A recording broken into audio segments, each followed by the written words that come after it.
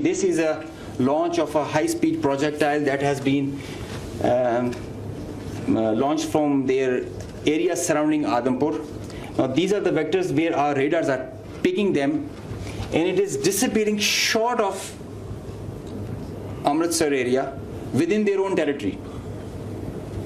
I mean, this is the most absurd kind of a targeting psychology or practice that you would see, that you are not only targeting neighboring countries to your enemy, if they consider it, and your own people as well, jeopardizing their safety. I mean, this is the high-speed project impacting within own territory, and we have other pictures for that also. This is the repeat occurrence that happened the other night also. Slide. Now the PF's response, I would like you all to pay attention to that, because this is kind of a dizzy slide, but I will go one by one so that it's all clear. PF's response, PF's effective spectrum warfare, which supplemented the kinetic ops that we envisaged to take. The integrated, seamless, synchronous utilization of EW, cyber, and space domains, coupled with the synergetic all-domain offensive response, which orchestrated following a very intricate targeting mech, the mechanism that we undertook to engage the targets, of swift, calibrated, effect-based approach to operations, which was undertaken across complete swath of the Indian Western Front. Now you have seen in the video montage that the whole border was exposed by PF and our armed forces. So starting from the north across LOC till Kandla,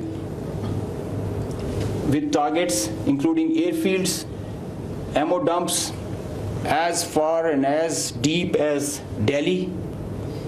I mean, you can say something about Islamabad, which is a stone's throw distance, and Delhi with, as the DG Aspire mentioned, some other cards up our sleeves with more ranges. The Barnala C2 center, which is the heart of their IACCS, and other airfields, Nalia Bhuj and Kandla, as they mentioned. You can see, Google it also so that you can see the effects. PF's hypersonic missiles, unmanned force, stand-up weapons, and long-range vectors all were on the menu for the multi-domain operations that we undertook.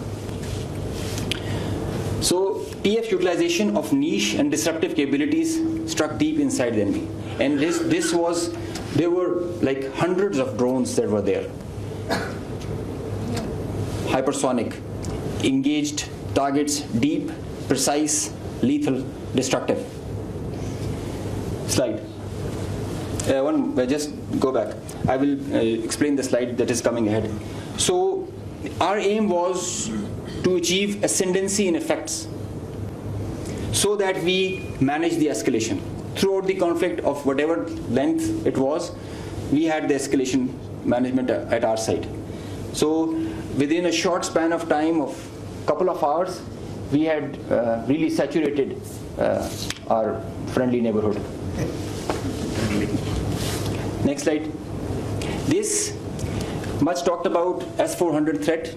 As I mentioned that we were giving special attention to the Rafales in the air, so we gave our remaining part of our attention to the S-400 on ground. Now identifying S-400, attacking them is a easier part than identifying it on ground, because it is mobile, it's a high value thing, and you guard it. It's kind of a center of gravity. So we were tracking through our satellite imagery well before the hostilities, as we usually do. So we had pinpointed S-400. As you can see, we knew that this is parked. It's cheeseboard radar, and the other part of the radar, the other constituents of the whole S4 battery. Slide. These coordinates, go back, these coordinates were ortho-rectified by our space department, so that you have a very precise engagement. Whenever you are throwing and employing long-range vectors, you really need very precise coordinates so that you don't miss. So S-400 was at Adampur was targeted like that. Next. As I mentioned, some niche technologies and capabilities were employed. So a loiter munition and killer drone strike at PF. At Udhampur, you can see this was their complex and command and control, magnified before and after. It's not there. Now these kind of pictures, loads of pictures are there for targets. So I need not to show them. They were saying it themselves, as you saw on the montage. So PF's response remained very effective, very potent, and very effect-based.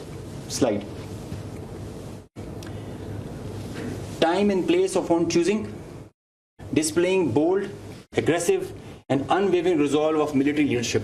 Now I must take a moment to mention what kind of a pressure you have when this kind of a conflict arises, and I must appreciate the leadership, both the Chief of the Army Staff and Chief of the Air Staff, both. They were both very resolute and very clear in giving instructions to all of us who are the players towards the Navy, Army, and the Air Force. And that is perhaps the reason we were so sure about it, what we have to do. In speed and direction, sometimes you have to prioritize direction more than the speed. So we had the correct directions to follow. Slide.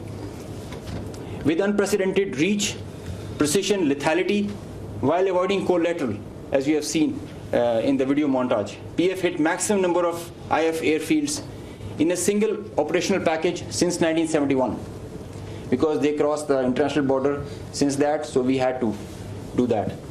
Slide. While re-establishing deterrence, Pakistan negated the setting of a new normal under the hegemonistic design of a supremacist regime through swift and effective response. Slide. On a closing note, from Pakistan Air Force, PF remains committed to ensure Pakistan's airspace sovereignty and pursue peace with strength. Thank you.